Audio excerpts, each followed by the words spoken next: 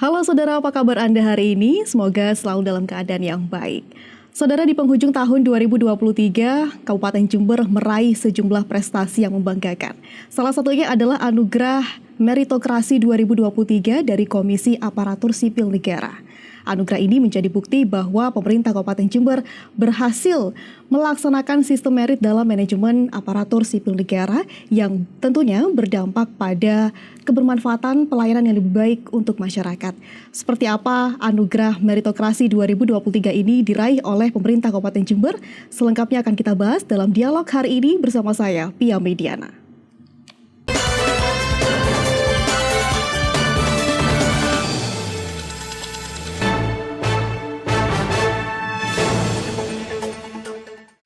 Baik, untuk membahas tema kado akhir tahun Jember Raih Anugerah Meritokrasi 2023, telah hadir bersama saya di studio IJTI Tapal Kuda kali ini Kepala Badan Kepegawaian dan Pengembangan SDM Jember, Bapak Suko Winarno SH, SPD MSI.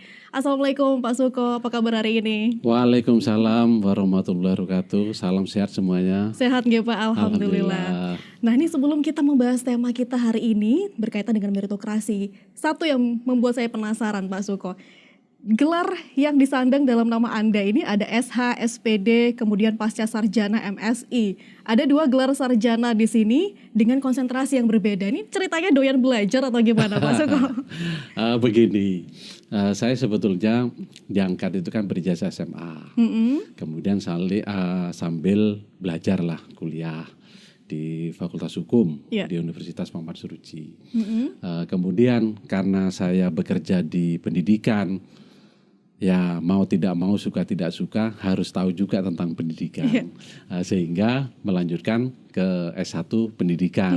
Lah itu di Universitas Islam Jember. Kemudian berikutnya adalah ya untuk meningkatkan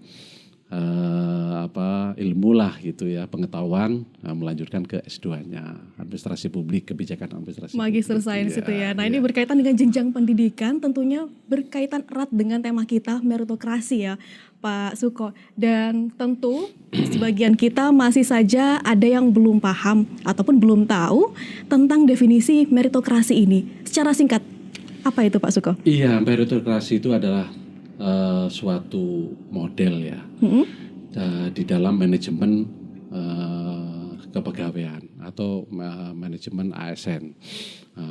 Diharapkan dengan meritokrasi ini, di situ kan di dalam pengelolaan kepegawaian itu tidak mengenal namanya ras. Tidak mengenal mereka, kemudian juga berdasarkan kompetensi dan penilaian kinerja.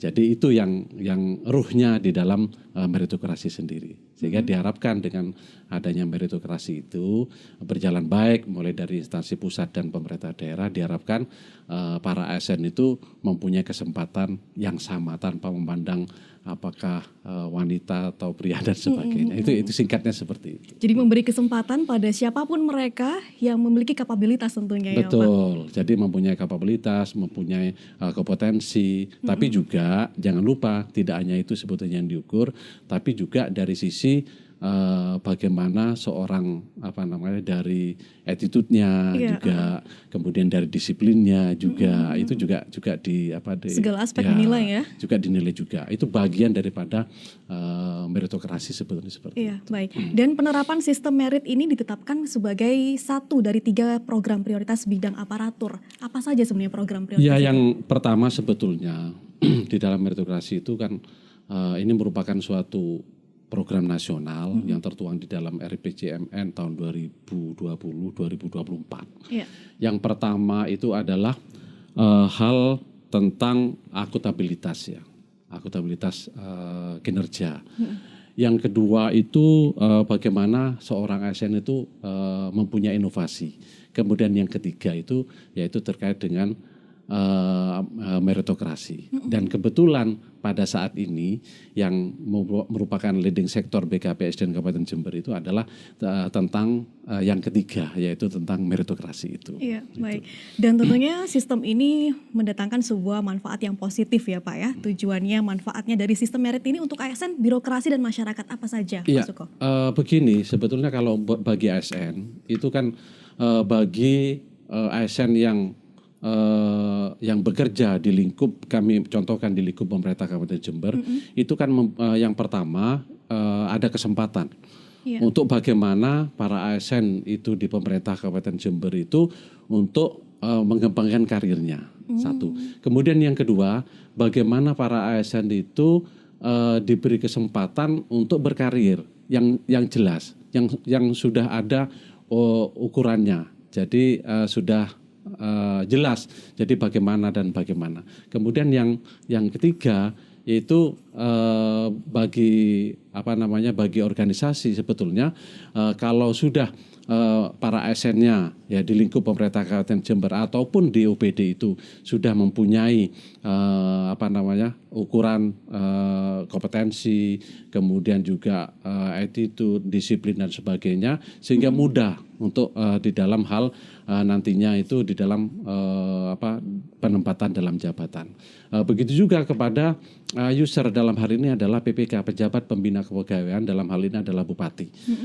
Dalam hal ini bupati itu adalah sudah mempunyai peta di samping peta jabatan, kemudian juga peta para aparatur sipil negara itu, sehingga mudah di dalam mengambil suatu kebijakan bagaimana menempatkan seorang itu A, B, C, D dan sebagainya itu di mana dia mempunyai kompetensi, di mana yang bersangkutan itu mempunyai tingkat kedisiplinan dan sebagainya. Itu seperti itu. Dan luar biasanya tahun ini kita meraih anugerah meritokrasi 2023, itu artinya ada perubahan signifikan dari tahun-tahun sebelumnya ya Pak ya? Iya, betul. Jadi memang ini suatu karena kami yang ditopoksi itu di kepegawaian ya, manajemen ASN, itu Mbak Wati, Pak Hendy dan Gus Frijon pemerintahannya itu kan mulai tahun 2021. Kami melihat di dalam melihat itu bahwa kondisi existing pada waktu itu pada pemerintahan itu adalah kita dinilai buruk sebetulnya. Kemudian pada tahun 2021 kita meningkat, masih buruk, tetapi sudah ada nilainya pada waktu itu, sudah ada skor, tapi masih buruk. Kemudian baru untuk tahun 2022 yang diberikan tahun 2023 ini kita itu dinilai baik. Itu pun masih kami tidak puas juga. Itu sesuai dengan arahan Pak Wati harus diraih secara maksimal, yaitu mendapatkan predikat sangat baik. Sangat baik, alhamdulillah. Dan tentunya itu berdasarkan hasil kerja keras dari semua pihak yang terlibat. Dan yang penting kita untuk ketahui adalah bagaimana penerapan sistem merit di Kabupaten Jember, Pak Suko. Nah, untuk membahasnya kita akan rehat sejenak dan saudara jangan kemana-mana, tetaplah bersama kami.